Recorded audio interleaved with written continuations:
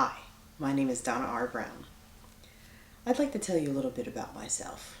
I was born September 2nd, 1974, to two loving parents, and I was raised in Howell, New Jersey, and as you can see, I am an African American female.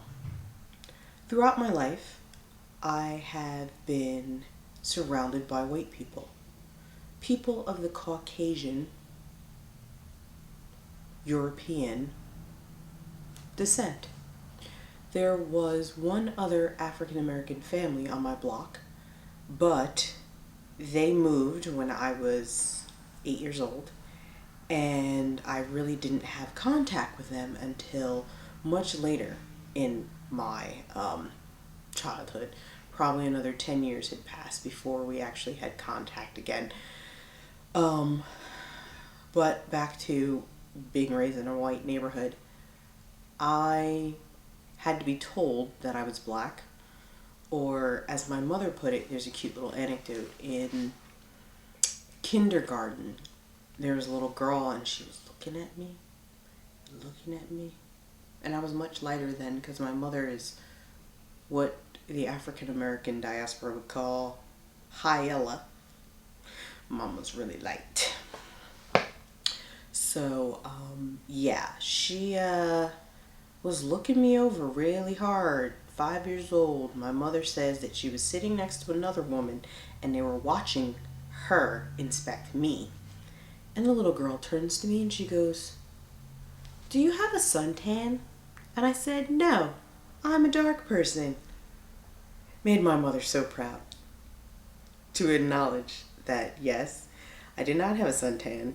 I was an African American. So that's a cute little story from my past.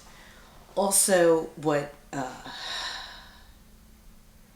I wanted to talk about was the fact that because I did grow up in a white neighborhood, but yet some of my family members grew up in predominantly African American neighborhoods, I never really interacted with them the way they thought I should, or they never understood. It's not that they didn't like me. I'm trying to think of what they're saying. Okay, I didn't fit in.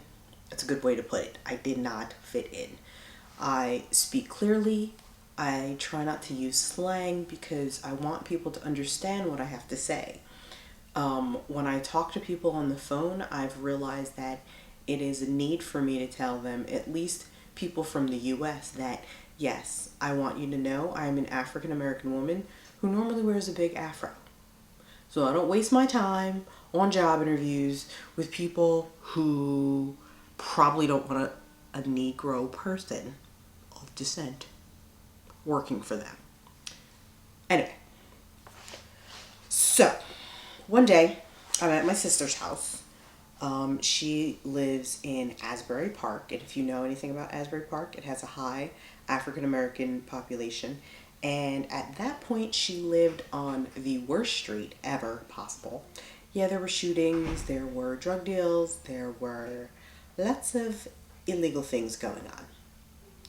So I decided that I wasn't going to stay very long and that I was going to leave early. So I was talking to my niece and blah, blah, blah, blah. And she's like, "You don't talk like us." And when I say niece, I mean someone who is relatively close to my age. She's probably like 5 years younger than I am. And I was like, "What are you talking about?" She's like, "You sound so white." And I'm like, "What does white sound like? Can you answer me this? Riddle me this. What does white sound like? What does black sound like? What does black look like? What do white people look like?"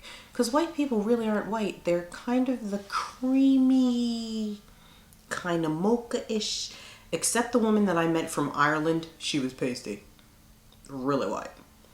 But I can tell her that because she said it herself. Anyway, so yeah, I started to think to myself, I don't understand. What do you mean I'm not black? And this is back when I permed my hair.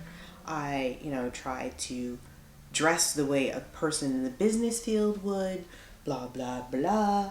But yet, I go to my black people, I'm not black enough. I go to my white people, I'm not white enough. Well, what am I? And after a while, after being educated in the college system, I finally decided that I'm Donna Brown. I don't fit into a box. And people just have to live with it. So I think that the final change, no, maybe not the final change. One of the changes that I did make was cutting my hair off. It was a point in my life where I was miserable, I was overweight, I hated the way I looked. I had just broken up with an ex-fiance and I was perming my hair, but my hair was looking matted and it was falling out and I was having allergic reactions to the relaxer.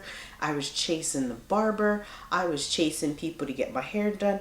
My hairdresser wasn't available to any time. It was just, it became a hot mess.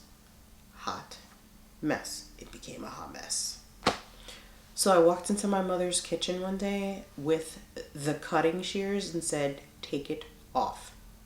Now, mind you, my mother's a hairdresser. And she looked at me and she said, are you sure? And I said, take it all off. I'm done. I'm done perming my hair. I'm done coloring my hair. I am done trying to be or fit into the westernized box. Literally, I had this much hair. Right now you can't see it. It's under a hat.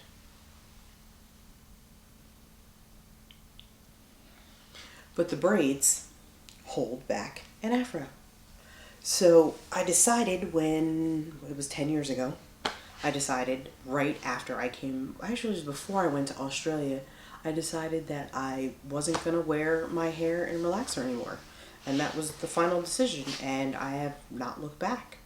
I don't think I've ever thought about having a perm of any sort.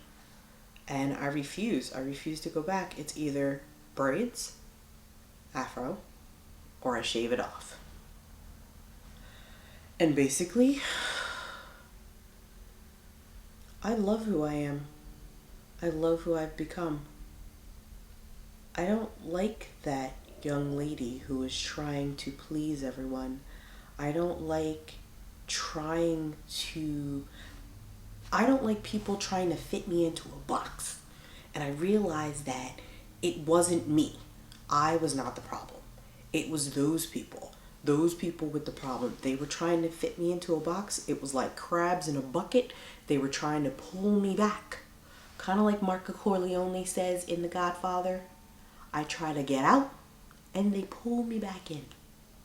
Each and every time I try to get out, they pull me back in. Well, this time, I gotta shake the crabs off. Escape from the pack. And just do me. That's what my friend Wanda Ortiz says. Just do me. Make sure that I'm okay. Take care of myself. And make sure that other people don't bring me down. That's what I've done in the last decade. And it's been another 10 minutes with Donna Brown. Take care.